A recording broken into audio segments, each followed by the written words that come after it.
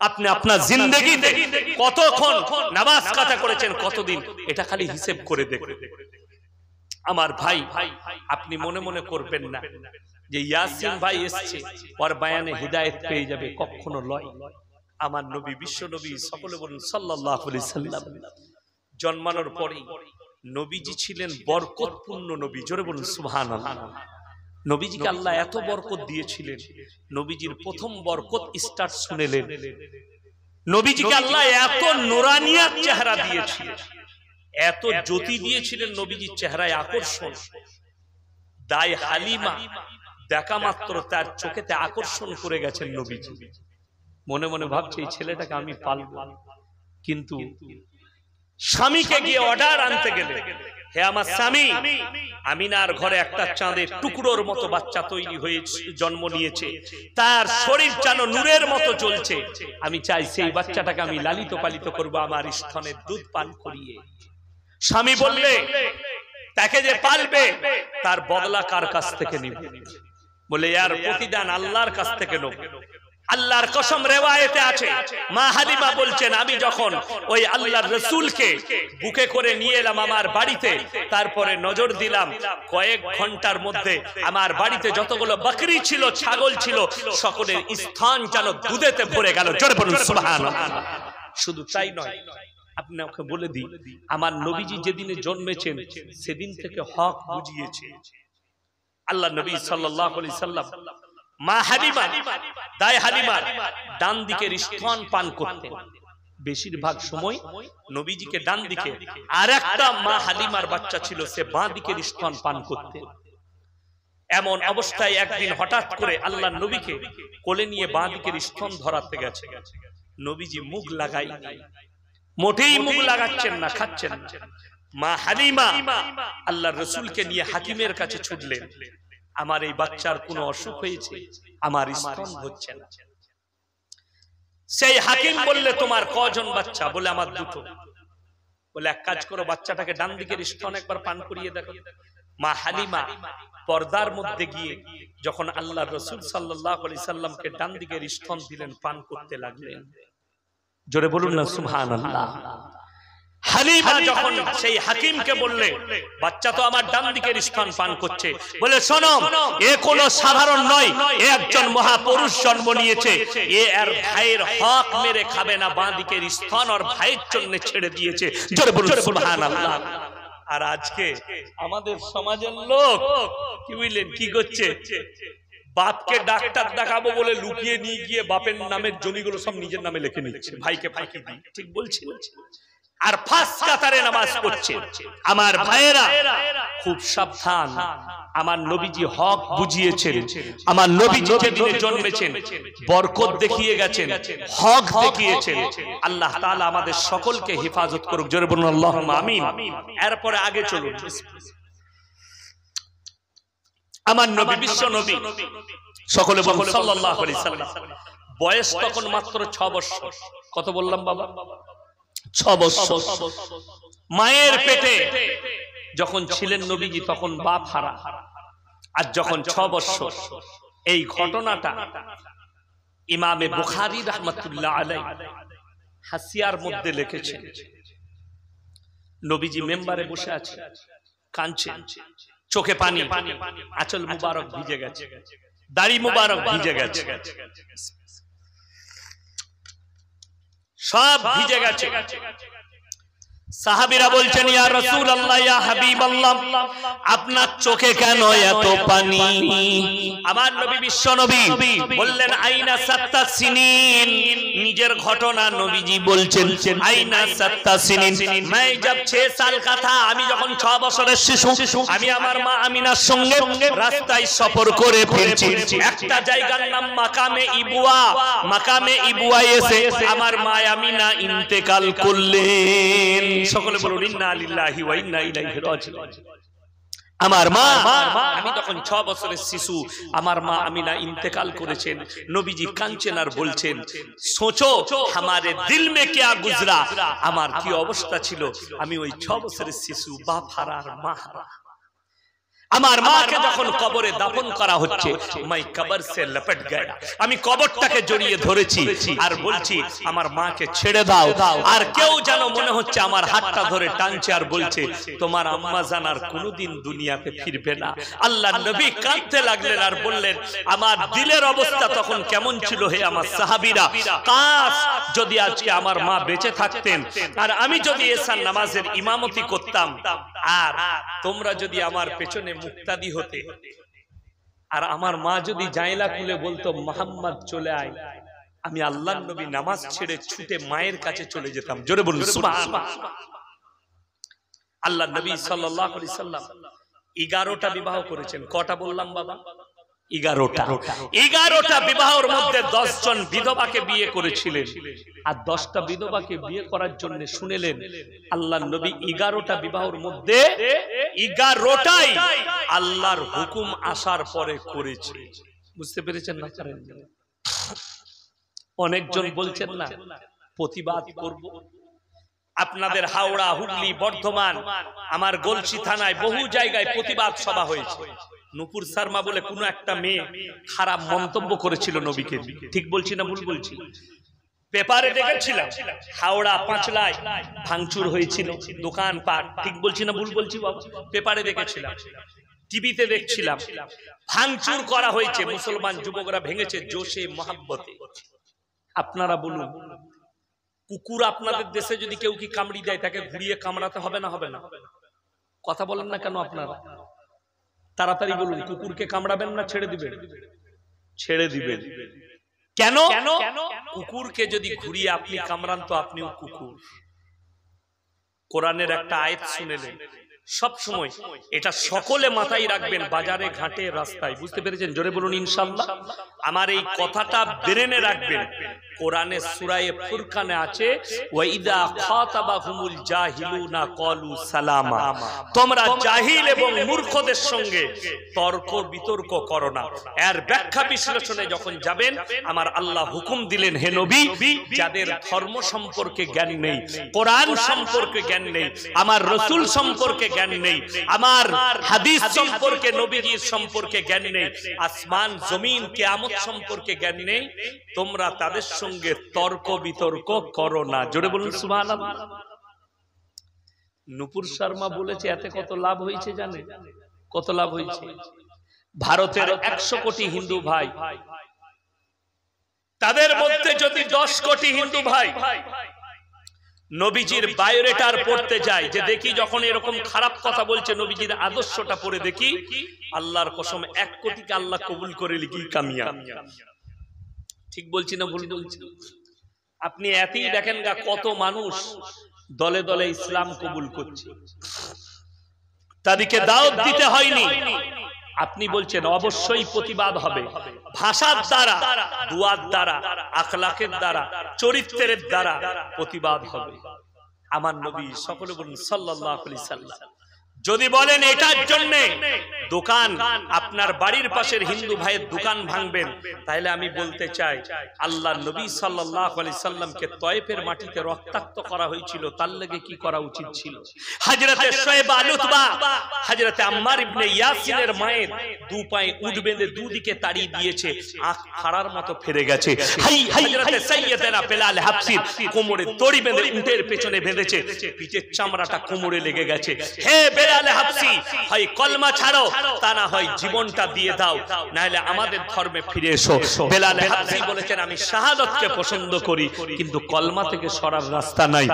জিজ্ঞেস করুন আরো আগে, হযরতে উসমানে গনিকে বেঈমান কাফেররা 40 দিন পানি দেয়নি, হযরতে উসমানে গনিকে পা হাত বেঁধে ফেলে রেখে দিয়েছেন। হযরতে আলী চামড়ার বালতি করে পানি নিয়ে যাচ্ছেন, বেঈমানরা তীর মেরে ফাটিয়েছে বালতিকে।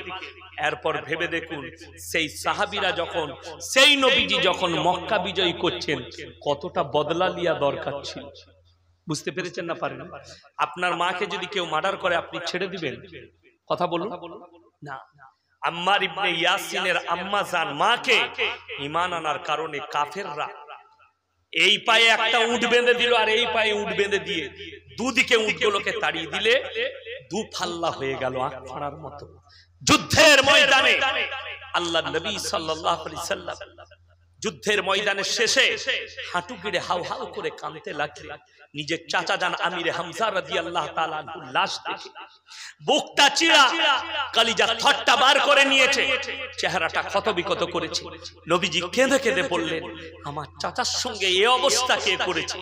একজন সাহাবী বললেন, ইয়া রাসূলুল্লাহ, তার নাম হচ্ছে হিন্দা, যে আপনার চাচার কলিজা থট্টা বার করে চিবিয়ে খেয়েছে। নবীজি যেদিনে মক্কা বিজয় করলেন সেদিনে সাহাবীরা তলোয়ার তুলে রেডি হলো, আজকে আমরা বদলা লব। বদলা লিবার সময় এসেছে। নবীজি মেম্বারে বসলেন আর সাহাবীদিকে বললেন, কে বলছো বলো, আমার কাছে এগিয়ে এসো। সমস্ত সাহাবীরা এগিয়ে এলেন আর আমার নবীজি বললেন, হে আমার সাহাবীরা, আজকে আমরা মক্কা বিজয় করেছি, তোমরা আমার 5টা কথার উপরে আমল করবে। 1 নম্বর, শোনো, বৃদ্ধকে মারতে পাবে না, বৃদ্ধাকে মারতে পাবে না, আত্মসমর্পণ করলে মারতে পাবে না, কাবা ঘরে প্রবেশ করলে মারতে পাবে না, শিশুকে মারতে পাবে না, আবু সুফিয়ানের ঘরে আশ্রয় নিলে মারতে পাবে না।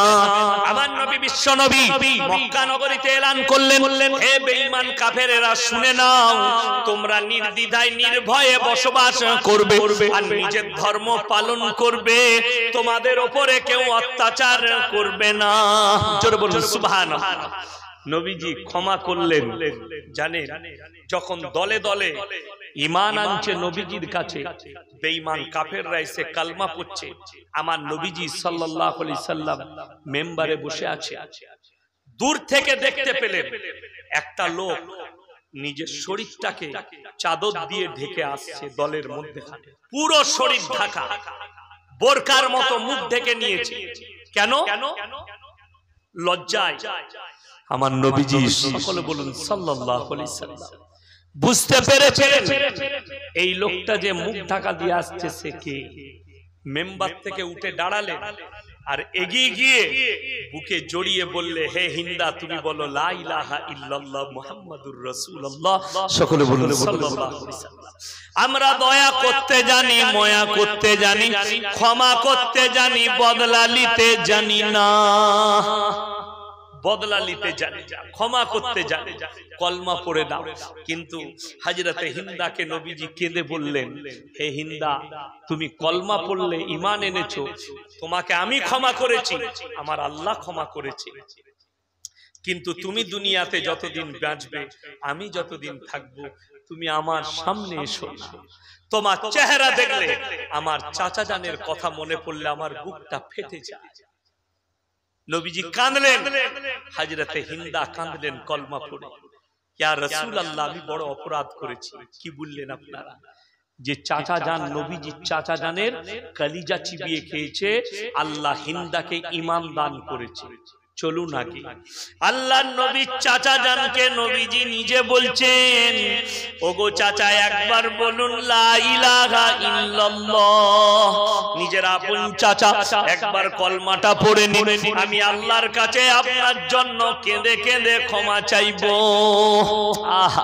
আমার আল্লাহ কোরআনে বললেন, ইন্নাকা লা তাহদি মান আহবাবতা ওয়ালাকিন্নাল্লাহা ইয়াহদি মান ইয়াশা। হে আমার বিশ্ব নবী, হিদায়েতের মালিক হচ্ছি আমি আল্লাহ, আমার ইচ্ছা নেই তাই আপনার চাচা কলমা পড়তে পারবে না। আমার নবী হাউ হাউ করে কেঁদেছেন।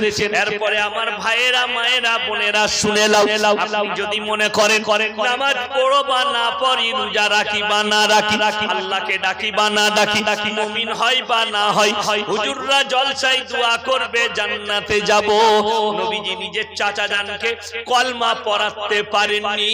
আমার ভাই শুনেলেন, হযরতে নূহ নবী নিজের ছেলেকে কলমা পড়াতে পারেনি, হযরতে আপনার লূত নবী নিজের বিবিকে কলমা পড়াতে পারেনি, হযরতে ইব্রাহিম নবী নিজের আব্বা জানকে কলমা পড়াতে পারেননি, আমার নবীজি নিজের চাচা জানকে কলমা পড়াতে পারেননি।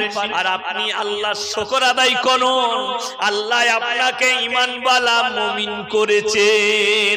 একবার সকলে জোরে বলুন লা ইলাহা ইল্লাল্লাহ মুহাম্মাদুর রাসূলুল্লাহ। আল্লাহ আমাকে কালমাওয়ালা করেছে। আপনি যদি সিজদায় পড়ে শুকর আদায় করেন, কিয়ামত পর্যন্ত আল্লাহর কসম আল্লাহর শুকর আদায় করে শেষ করতে পারবেন না। কেউ নিজের বাপকে কলমা পড়াতে পারেননি, কেউ নিজের বিবিকে, কেউ নিজের সন্তানকে, কেউ নিজের চাচাকে।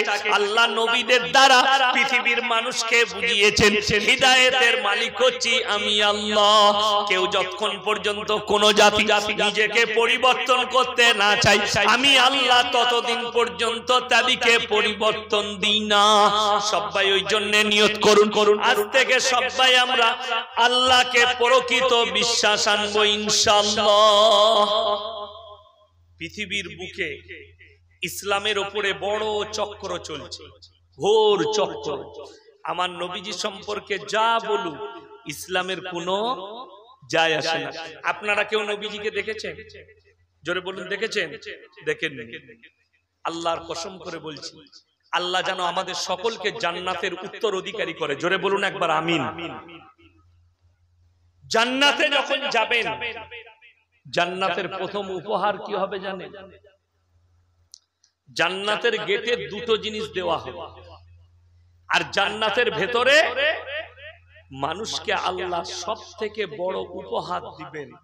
সেই উপহারটা এত মারাত্মক, এত ভালো, আল্লাহর কসম মানুষ জন্মানোর পরে মৃত্যু পর্যন্ত, মৃত্যুর পরে উঠার পরে জান্নাতে যাওয়া পর্যন্ত অত খুশি হবে না। ওই নিয়ামতটা দেওয়ার পরে মানুষ যত খুশি হবে। জোরে বলুন সুবহানাল্লাহ।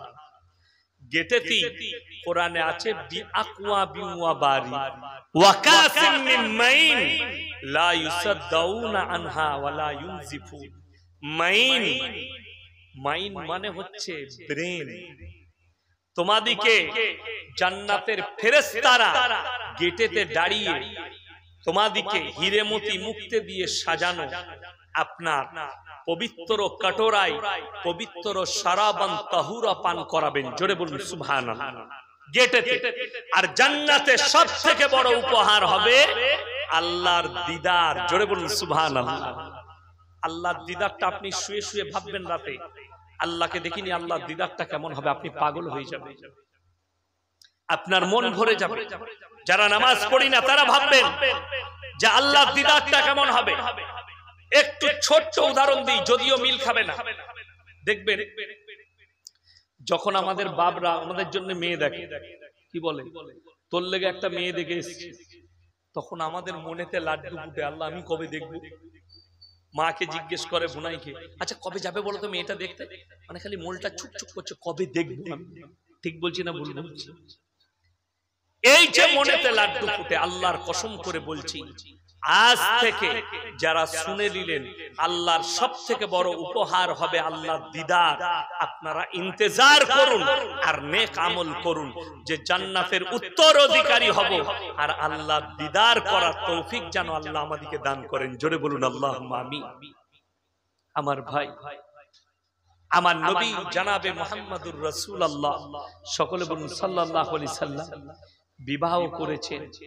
জানেন আল্লাহ নবী সাল্লাল্লাহু আলাইহি সাল্লাম প্রথম বিবাহ করেছেন, নবীজির বয়স মাত্র 25 বছরের যুবক, আর বিবাহ করলেন মা খাদিজাতুল কুবরা রাদিয়াল্লাহু তাআলা আনহা। তিনি হচ্ছেন 40 বছরের বুড়ি। বিয়েটা এমনি হয়নি, বিয়ে এমনি হয়নি। আল্লাহ তাআলা নবীদের সঙ্গে যে সমস্ত মেয়েদের বিবাহ হয়েছে তাদেরকে স্বপনের মাধ্যমে আল্লাহ জানিয়েছেন। যে সমস্ত পয়গম্বররা দুনিয়াতে এসেছেন আল্লাহ তাদেরকে বিশেষ বিশেষ মুআজিজা দিয়ে পাঠিয়েছেন, যাতে মানুষের সামনে প্রকাশ পেয়ে গেছে যে এগুলো পয়গম্বর। হযরতে ইউসুফ নবী যিনি ছিলেন, উলামারা বাদ দিয়ে আপনারা বলুন ওনার আব্বাজানের নাম কি ছিল? ইয়াকুব নবী। ইয়াকুব নবী ছোট্ট 6 বছরের শিশু সকাল বেলায় উঠে বাপের কাছে ছুটেছে, আব্বাজান আমি একটা স্বপ্ন দেখেছি। কি স্বপ্ন? ইজ ক্বালা লিয়াবিহি আবাতি লিমা তাবুদু মা লা ইয়াসমাউ। إذ قال يوسف لأبيه يا أبت إني رأيت أحد عشر كوكبا والشمس والقمر رأيتهم لي ساجدين ওগো আব্বা জান আমি রাতের অন্ধকারে স্বপ্ন দেখলাম 11টা নক্ষত্র চন্দ্র এবং সূর্য আমাকে যেন সিজদা করছে। ইয়াকুব নবী বুঝতে পেরে গেলেন আমার এই ছেলেটা পয়গম্বর হবে। জোরে বলুন সুবহানাল্লাহ।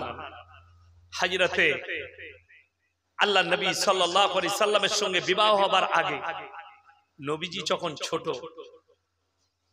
10-12 বছর নবীজির বয়স, খাদিজা তখন বিবাহিত, স্বপ্ন দেখলেন কি আসমান থেকে চাঁদটা যেন ছুটে এসে আমার আঁচলে পড়ছে, 7টা টুকরো হয়ে বেরিয়ে যাচ্ছে।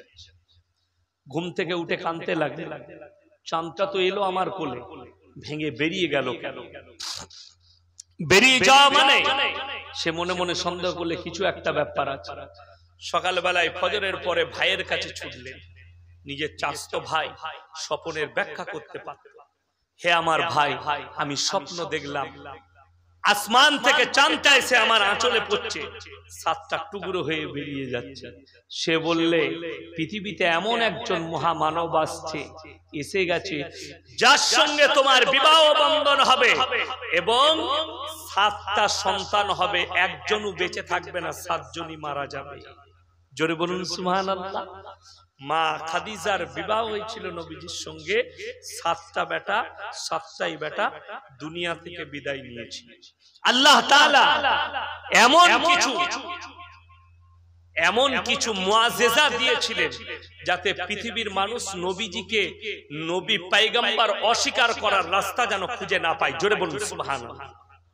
তার মধ্যে 1 নম্বর উল্লেখযোগ্য, সেটা হচ্ছে আল্লাহ নবীর কোন সন্তান বেটা ছেলে বেঁচে থাকে নি। জোরে বলুন না সুবহানাল্লাহ। সব মারা গিয়েছিল বেটা ছেলে বলে। কেন? তারা বেঁচে থাকলে তারা দাবি করত আমি নবীর বেটা।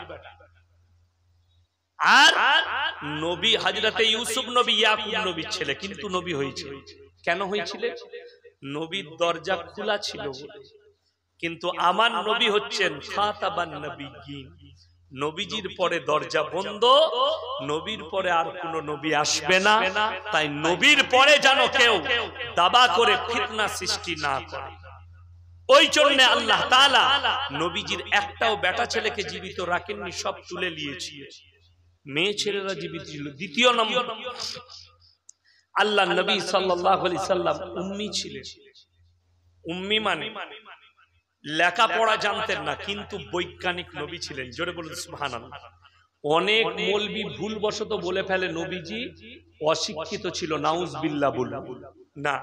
নবীজি উম্মি ছিলেন মানে লেখার অক্ষর জ্ঞান ছিল না নবীজির। কেন ছিল না? লজিক আছে, এর পেছনে আল্লাহ লজিক রেখেছেন, ওই লজিকটা বুঝলে, নাইলে আপনাদের মনে মনে হবে এ তো হুজুর ভুল ভাল বলছে। না, লজিকটা শুনেলে। আমি এখানে আপনাদের কাছে বক্তব্য দিচ্ছি না দেই না, আপনাদের অনেকের মনে মনে হবে খুব ভালো তাফসীর করছে, দারুণ বক্তা, কিন্তু এখানে যদি আমার উস্তাদ আছে, আমার উস্তাদের কাছে আমি কিন্তু ছোট, তার জুতো সুজা করতে হবে। ঠিক বলছি না ভুল বলছি? আমার উস্তাদের কাছে আমি ছোট। আমার উস্তাদ বলবে ইয়াসিন আমার ছাত্র, তাহলে আমি ছোট হলাম না বড় রইলাম? ছোট হলাম। কেউ যদি নবীজিকে শিক্ষা দিতেন, সে বলতো আমি হচ্ছি নবীজির মুহাম্মদের শিক্ষা গুরু, আমার নবীজিকে ছোট করা হতো। ওই জন্য যতগুলো নবী পয়গম্বর আল্লাহ পাঠিয়েছেন, তাদের শিক্ষা গুরু দুনিয়াতে ছিল না, সকলের শিক্ষা গুরু হচ্ছেন আমার আল্লাহ রাব্বুল আলামিন। জোরে বলুন সুবহানাল্লাহ। আমার আল্লাহ অপর জায়গায় বলেছেন, আমি আমার নবীকে ইলমের সুমান্দার দিয়েছিলাম, জ্ঞানের সমুদ্র, এবং নবীজি ছিলেন বৈজ্ঞানিক নবী। যেটা বলেছেন বিজ্ঞান সমতুল্য কথাবার্তা বলেছেন, যে আখলাক দিয়েছেন মানুষের উপকারের জন্য দিয়েছেন। নবীজি আল্লাহর কসম একটা কথা মাথায় রাখবেন, তলোয়ারের দ্বারা, ভাঙচুরের দ্বারা, মারামারির দ্বারা ইসলাম প্রচার করেননি, তলোয়ারের দ্বারা নয়। আল্লাহর নবী যদি ইসলাম প্রচার করেছেন, আখলাক আর চরিত্রের দ্বারা ইসলাম প্রচার করেছেন। কি বললাম বাবা? আখলাক এবং চরিত্রের দ্বারা নবীজি ইসলাম প্রচার করেছেন। তা না হলে তয়েফেতে রক্তাক্ত করার পরে জিবরিল আমিন বললেন, ইয়া রাসূলুল্লাহ, আপনি যদি একবার হুকুম দেন আমি একটা পর মারব, পৃথিবীটা 7 বার ধ্বংস হবে। নবীজি কাঁদলেন আর বললেন, জিবরিল আমিন, আমি চাই না যে আমার উম্মতেরা ধ্বংস হোক, আমি তাই তারা যেন আমার প্রতি ঈমান আনয়ন করে। আমি কালকে আবার যাব তাদেরকে দাওয়াত দিতে। জোরে বলুন সুবহানাল্লাহ। নবীজি চাইনি যে আমার উম্মতেরা ধ্বংস হোক। আমার নবী বৈজ্ঞানিক নবী ছিলেন, সায়েন্টিস্ট নবী ছিলেন। শুধু তাই নয়, আমার আল্লাহ রাব্বুল আলামিন আল্লাহ রাসূল সাল্লাল্লাহু আলাইহি সাল্লামকে ওয়াফাতের সময় যখন দুনিয়া থেকে বিদায় নিয়েছেন, আপনারা শুনেছেন, আবার বলে যাচ্ছি, যারা জানেন না শুনেলেন, নবীজির জানাজার ইমামতি কোনো মানুষ করেননি। অথচ সেখানে হযরতে উমর আছেন, হযরতে উসমানে গনি, হযরতে আবু বকর সিদ্দিক রাদিয়াল্লাহু তাআলা আনহু, হযরতে আলী, কিন্তু কেউ করেননি। নবীজি নিষেধ করেছিলেন। কেন? এটার পেছনেও লজিক আছে। কেউ যদি নবীজির জানাজার ইমামতি করতেন, সেই সাহাবী বলতো, আমি জানাজা পড়িয়েছি, আমার নবীজিকে ছোট করা হতো। ওই জন্য নবীজি অর্ডার দিলে, আমার শরীরটা রাখা থাকবে, লাশটা রাখা থাকবে, তোমরা নিজের নিজের নিয়ত করে দোয়া পড়ে জানাজা পড়ে চলে যাবে। জোরে বলুন না সুবহানাল্লাহ। আল্লাহ তাআলা আমার নবীজিকে দিয়ে প্রকাশ করিয়েছেন যে ইনি হচ্ছেন পয়গম্বর, শ্রেষ্ঠ পয়গম্বর। এরপরে কিয়ামতের আলামতগুলো বলে দিই। বহু আলামত আপনার দরগুড়ায় চলে এসেছে। সেটা হচ্ছে, 1 নম্বর, নবীজি ভবিষ্যৎবাণী করেছিলেন আমার উম্মতেরা কিয়ামতের পূর্বে 73টা দলে বিভক্ত হয়ে পড়বে। কটা বললাম? 73। 73টা দল আল্লাহ তাআলা কোরআনে বলেছেন। এই 73টা শুধু নয়, পৃথিবীর যত ধর্ম আছে, যত মানুষ আছে, যত দল আছে, সকলকে এক কাছে করে কিয়ামতের দিনে ওয়াকুনতুম আজওয়াজান সালাসা, আমি 3টে দলে বিভক্ত করে দেব। আপনাদের এখন যারা নামাজ পড়ছেন, যাদের মনে মনে হচ্ছে আমরা জান্নাতে যাব, আমাদের লোকরা জান্নাতে বেশি যাবে, আমি তাদেরকে বলে দিই, কোরআন বলে দিয়েছে, সাবিকুনাস সাবিকুনা উলাইকাল মুকাররাবুন ফি জান্নাতিন নাঈম সুল্লাতুম মিনাল আউয়ালিন ওয়া কালিলুম মিনাল আখিরিন। হে নবী, আপনি বলে দিন, তোমাদের মধ্যে থেকে অল্প সংখ্যক আর তোমাদের পূর্ববর্তী যারা চলে গেছে তাদের মধ্যে থেকে বেশি সংখ্যক লোক জান্নাতে প্রবেশ করবে। কিয়ামতের আলামত বলে দিই আপনাকে। ছোট লোক, চামার, অমানুষরা বিচার করবে, শিক্ষিত জ্ঞানীরা বসে থাকবে। এখন হচ্ছে না? হয়নি বাবা? হচ্ছে। শুধু তাই নয়, জিনা করলে, ব্যভিচার করলে ছাড় পাবে, হক পথে চললে তাকে জেলে যেতে হবে। তারও দলিল শুনেলে। বাংলাদেশের একজন আর্টিস্ট আছে, সাকিব খান নাম, না? সাকিব খান। কদিন আগে দেখছিলাম পেপারে, মোবাইলে, অপু বিশ্বাস বলে একজনকে বিয়ে করেছিল। তার একটা ছেলে হয়েছে। বলছে ছেলের বাপকে খুঁজে পাওয়া যাচ্ছে না। ছেলের বাপ ই বলছে বিয়ে করছে আর একটা করে ছেলে করে ছেড়ে দিচ্ছে। কি বুঝলেন? এর জন্য হাসিনা সরকার জেল জরিমানা দেয়নি, কিন্তু বাংলাদেশের